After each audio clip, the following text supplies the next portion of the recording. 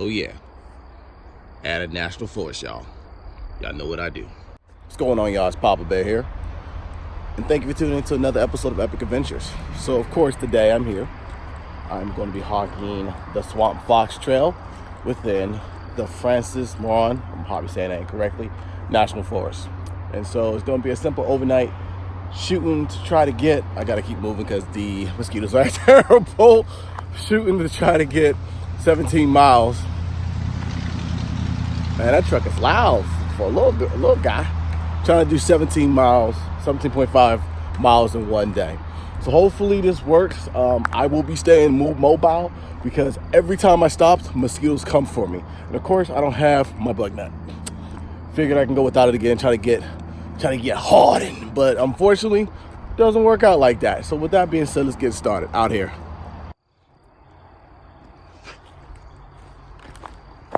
So our first campsite, as you can see, is 6 miles. We're not going there. We're going beyond that. So y'all know how I do. I show y'all how it is on trail. First couple steps so you guys get that feel. I will say time is of the essence because I did start late today, but I'll get more into that later. But for now, shut up and hike. All right, well, I just fell. First time ever falling on a backpacking trip. I'm at the juncture. So I'm at the juncture of Andrew Pass, which is that way, and mosquitoes.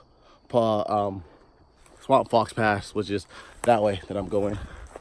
I came from that direction, which I have to keep walking because mosquitoes are starting to swarm. They're getting a little notorious. I had one on my face earlier. I sprayed my neck, I sprayed my hat. I didn't think they'd be that small enough to get to my face, but apparently they are. Whew. I fell coming on the Swamp Fox passage earlier. I was hiking and there was a spider in the way and I caught it at the last minute, backtracked and fell. And with the weight on my back, it took me down to my butt. So, yeah, that hurt. Extremely hurt. And then my phone fell. So I gotta keep my eyes out for what's on the ground and for the spiders.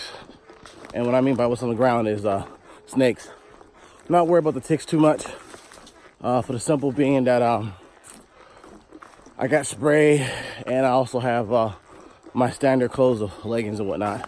I would love to stop and like do views where, you know, you see people walking by while I'm on the trail and have the camera nice set up. But as long as these mosquitoes are out, I gotta stay moving. So, and what sucks is I didn't bring my boots. I wore my trail runners today. Yeah, I went with the sneakers this time. I think I should have stayed with the boots all the way. So let's get on down trail, see what I'm dealing with. Coming to my first road, going that way, and I came from that way. I have to look on the map and see which road this is, and I'll put it on the screen below. So I think what I'll do for the purpose of safety, I meet mosquitoes. Nope, I ain't doing this.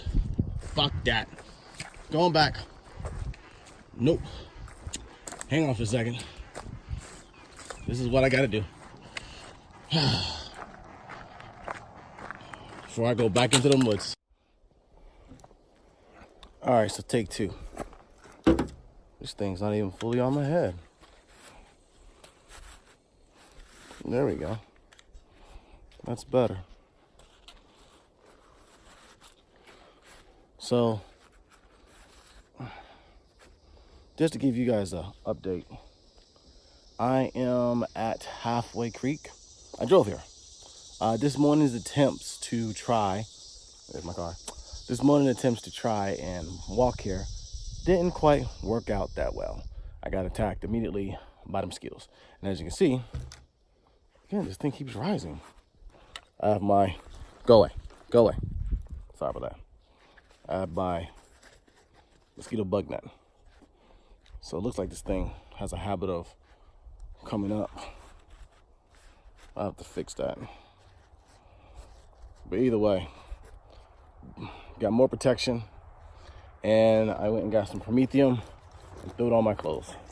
I wasn't about that life. And I still have bug spray. So let me find out where I gotta go to get onto the trail, and then we'll get started. Direction right there. That location looks very familiar. Very familiar. Yep. Looks very familiar. There's the diamond. See the diamond right there. Let's see how well this works out for me. There's already mosquitoes right in front of my face. Yeah, they have already began their assault. So let's go. So there's two things that took me off this morning besides the mosquitoes. That'll be one. The second thing was the spiders. So one of the things that I'm going to do is pay more attention to the spiders. This trail seems a little wider open. In the beginning, it wasn't. There was leaves everywhere. So it was very, very difficult to pay attention to, spiders while walking fast to avoid the mosquitoes while keeping an eye on the ground for snakes. I'm in the swamp area. I want to make sure I don't get hit by any snakes. Second thing that I also did, besides getting the bug net and mosquito spray, Prometheum, is I went back to the hotel I was staying at and got my work boots and threw those bad boys on. So yes, I am hiking in my work boots. Probably a good camp spot right there. Yeah. So I have to try to focus in front of me to see the actual, I'm going right way. You see the actual spider webs and so on and so forth. For all you guys out there that's like, you're a pansy, that I am.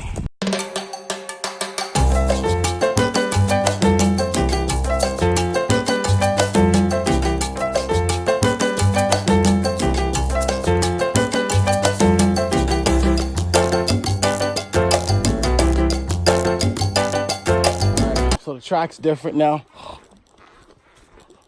as they say. More sand, dirt. It's a lot more open. The mosquitoes are still present, but as long as I keep walking and I don't see them in front of me, put them in my rear view backpack mirror, I'm solid. So I'm happy. I think I'm like a mile and a half in. I've been hiking since 15, something like that. I'm not hiking very fast. Honestly, I'm actually kind of slow. My body's a little sore. So I'm excited about this. I think if I can get to 10, I might just stop and hold up there. But at 17, I really want to get there. And there's a reason why. So, yeah. Saw some fresh tracks, deer tracks, and I see some shoe tracks. So either someone's out hunting or they're out backpacking like me. So I'm gonna keep it going and get off this phone. The trail's still good, so I'm gonna keep on going. So just so you guys are aware, my right heel, inside portion of it, has been starting to give me some problems. And so I don't know what I'm going to do. I'm taking my time in regards to walking. I'm not trying to walk fast. I want to save the boots that I'm wearing, because I normally don't wear these for hiking. I wear them for, just to work and everything like that. So, yeah. Check that out. The swamp area right there. And I'm going to keep walking, because as soon as I saw that the mosquitoes came, the skeeters came and got me. So I'm gonna keep walking. Kind of sucks. This is enjoyable. I'll tell you that right now. So if you guys follow the double and triple hiker of the AT, I think he's done it 3 times. He's beat it 3 times. August. He has a YouTube channel. I'll definitely put his YouTube channel down below on the screen. He talked about forced marches. And forced march is when you're forced to walk somewhere because of either water source location, the train, or regulation in regards to camping. And it's not fun. You don't get a chance to stop and view or take in nature, the scenery. And this is one of it, because these mosquitoes, man, I'm gonna tell you, I ain't been on trail that long, but these daggone mosquitoes, boy, I tell you, really make this hike one of those which I'm not enjoying right now. And if I'm not enjoying it, why am I out here? I'm trying to push myself because I don't want another failed evolution like the New York trip. Really, but I don't know. But yeah, it feels like a forced march, and I never want to do those. I've told myself that I never wanted to do that. With me not feeling good with the ankle, and I'm just not feeling good all the way around because of my sinuses. I don't know. Is it worth me doing this hike? I got the time. I gotta get to mile marker 17.5, and I can camp, and I just walk back to the car. I don't know. It's one of those things where you just gotta weigh your options, and that's what I'm doing right now. I'm weighing my options. So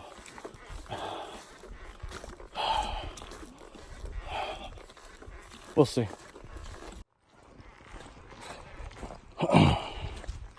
Coming up the Half Creek Road, significant milestone of today's endeavors. Very excited. Next will be, I think we're around 9 miles, I would say. And then shortly after the 9 mile mark, at the 10 mile mark, there should be a campsite. I'm gonna be excited to get there. So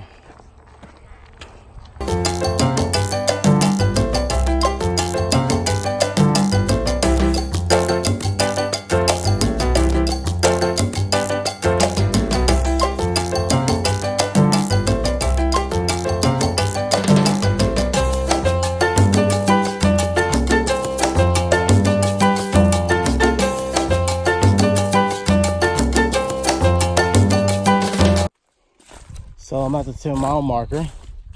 I've hiked only 4 miles because it's 6 miles at the camp that I began. And I'm at the other campsite, which I'm gonna have his name in a minute. And that's at the 10 mile marker, or near the 10 mile marker. So I've hiked 4 miles so far. So let's see, what's the name of this campsite?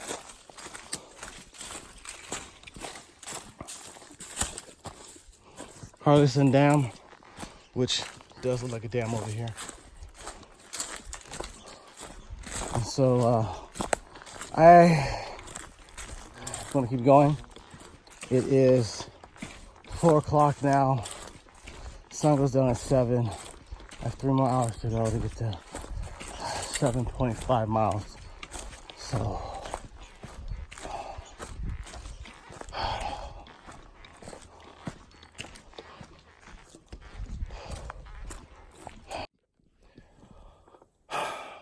So it's never good news when you're side of the road and you're trying to hitchhike.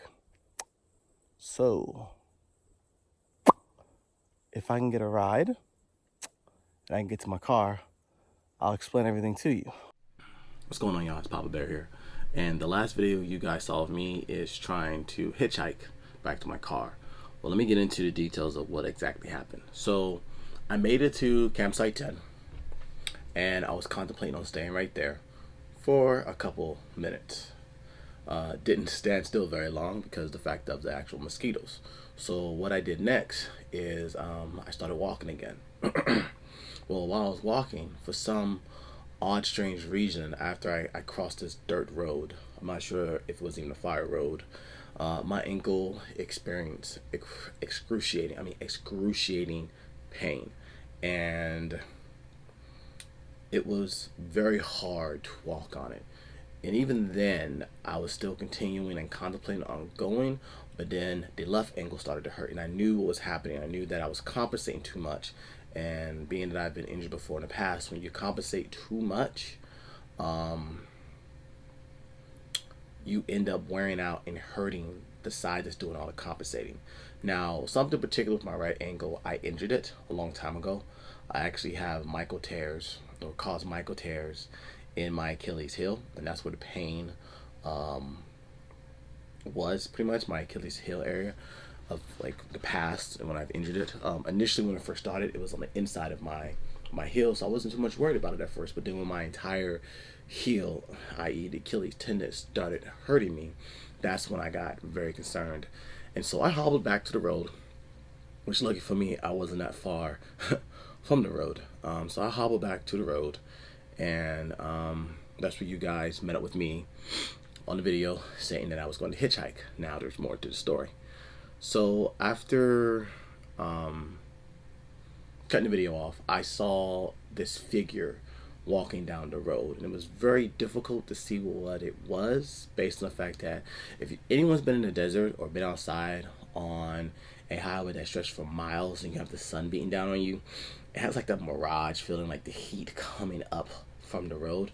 Well, there was a four-legged creature that was coming towards me, and initially I thought it was one of the animals from the national forest area, and I'm like, nope, not dealing with it. I know it's not a bear, but I ain't dealing with it. So I went and I hide in the woods. Sorry about that. So I went and hide in the woods, keeping an eye on this creature that was walking, because if it was something that was very ferocious, I think one of the things I wanted to do was call the park ranger, let them know, hey, this animal's out, it's foaming at the mouth, anything like that. I just kept an eye on it. Well, come to find out, it was a dog. Sorry about that. Come to find out, it was a dog, and the dog was limping. And being that I am a dog owner, I could not let it just stay out there and just limp. So I approached it, and immediately upon me taking the first couple steps, I knew that it was okay. It was a friendly dog based on the fact that it didn't bark. Its tongue was hanging out. It looked severely dehydrated, and you know what I'm talking about when a dog's hanging their tongue out and they look in bad shape. It was dirty. It was wet. It almost like it's been in like a tussle or rustle with something. And so I called it over to me. It came. It was wagging its tail, just happy to see a human, because initially when I saw it, it wasn't wagging its tail. So when they saw me, it was wagging its tail big time. Came to me, I looked in the collar, and I saw a telephone number. So I called that number, got a hold of the owner. The owner. When you're down south and they have that deep down south accent, it becomes very hard to understand somebody, and that's what it was. It was a deep down south accent, very difficult to understand what this person was saying. But I was telling them where I was located, and trying to get him to me, because I figure if he can come to me, I can probably get a hitchhike as a favor, and then from there he can take me to my car. Well, that didn't work out quite well. I couldn't keep the dog with me because I did not have a leash on me at the time. So I was keep calling it over to me. It kept wanting to walk. I kept calling it back. It almost got hit 2 times, actually 3 times, but on the third go around, the people that stopped, I was able to get them to give myself and the dog a ride to where my car was at. And I told the owner that, hey, meet us there, we're good to go. So that was my first hitchhike ever as a backpacker, which was very great experience. It was a blessing in disguise, because I didn't think my ankle could make it, and knowing that, I was afraid of going in the woods with that dog, having him run off on me. I have no leash. I did have water. I had no way of giving it the water except giving it or letting him borrow my my pot, which I eventually did once we got back to my car. I thought I had a water dish in my car. I didn't. I normally keep one in there for Olsen. Wasn't there. I pulled out my water dish, opened it up, gave him my water from my pack, put it in a bowl, and he drank that water up. I mean, he was severely dehydrated.